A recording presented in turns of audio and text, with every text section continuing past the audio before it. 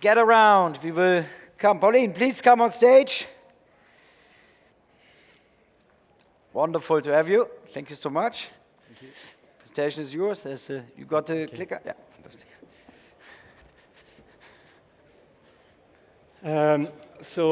Hi, it's really nice to be back at NOAH. So my name is Paulin Dementhon. I started 9 years ago a company called Drivey that I sold to Getaround for $300 million 6 months ago.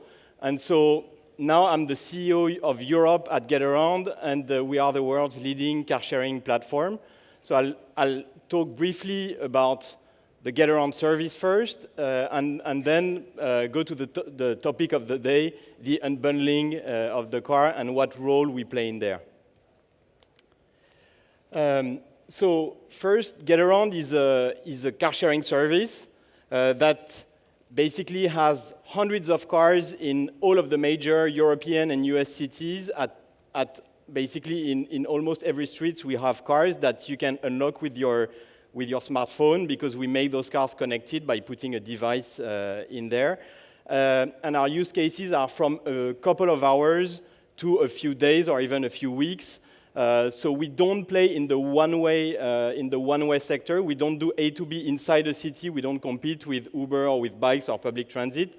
We start at a couple of hours, and so we do like use cases such as business meetings, running errands, going to shop for heavy items, or longer trips like weekends, holidays.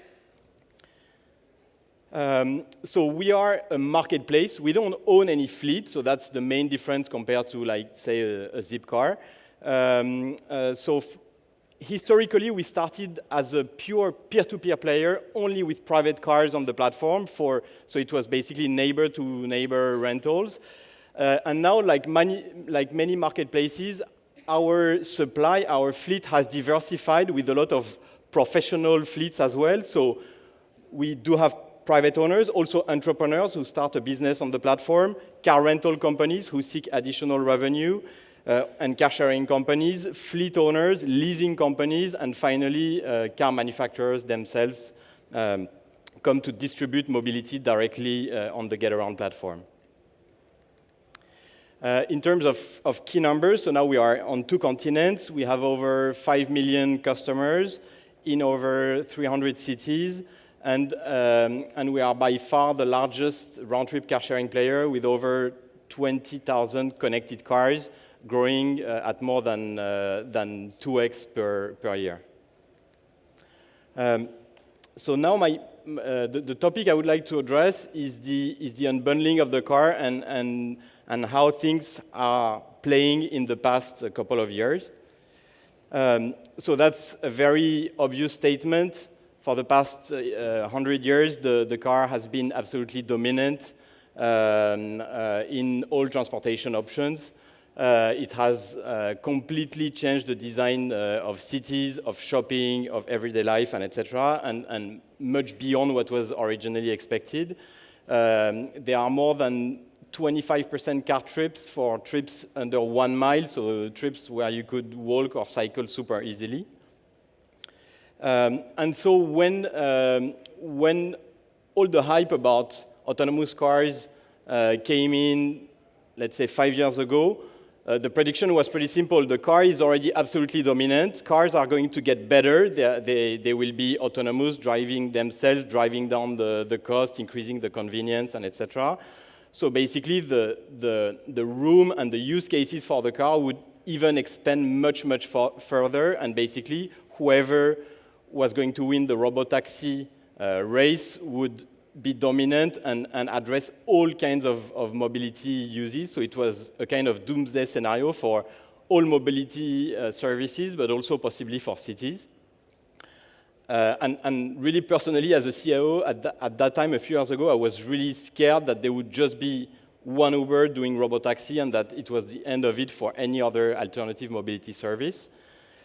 But that was wrong. Actually, what happened is the wrong part of this reasoning was that cars were designed for ownership, but now that first it's all about apps and on-demand mobility instead of ownership, then the design of the vehicles are adapted to whichever trip the design matches, whichever design matches best the trip.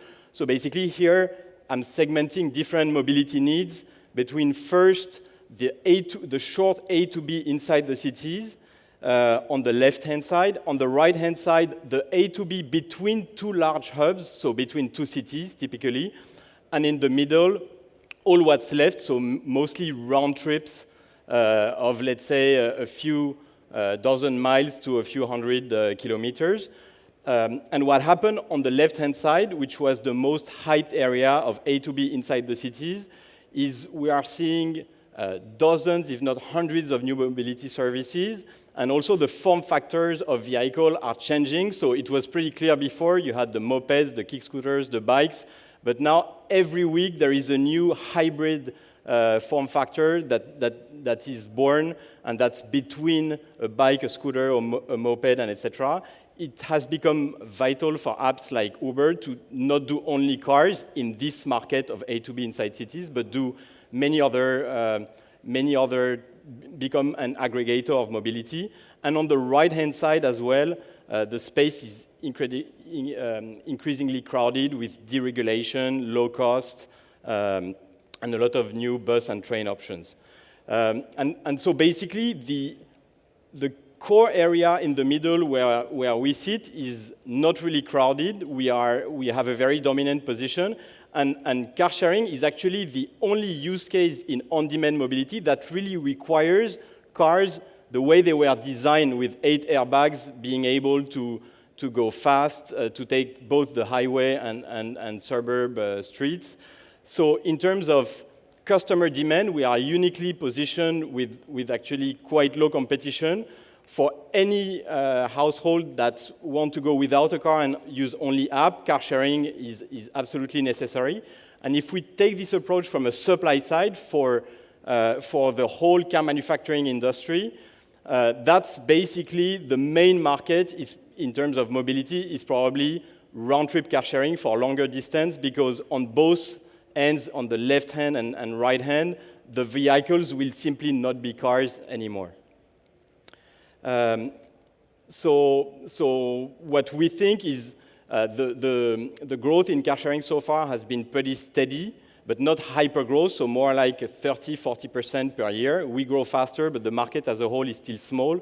But because of this combination of mobility services, because the shorter trips are being solved at a very high scale now, we think that car sharing is definitely at a tipping point, and there are lots of projections to say that.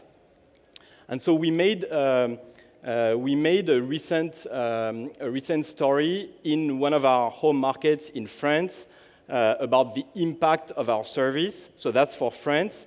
And we found out that 77% of our users are car-free, and that 50% of our users, that's huge, and we were very surprised, have sold their car since they have been using Getaround. So there is a very, very big impact on people going car-free when they experiment the convenience of on-demand car sharing.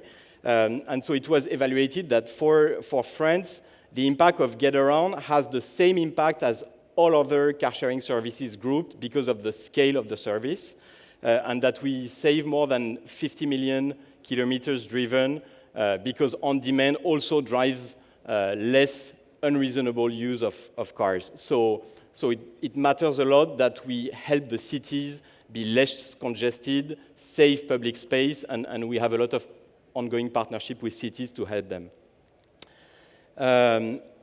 Last, we've made a poll recently in 6 countries of Europe, and 85% around of Europeans claim that reducing the number of cars in their city is one of the top priorities to improve the quality of life, and that to do this, car sharing is seen as the number 2 solution right after public transport.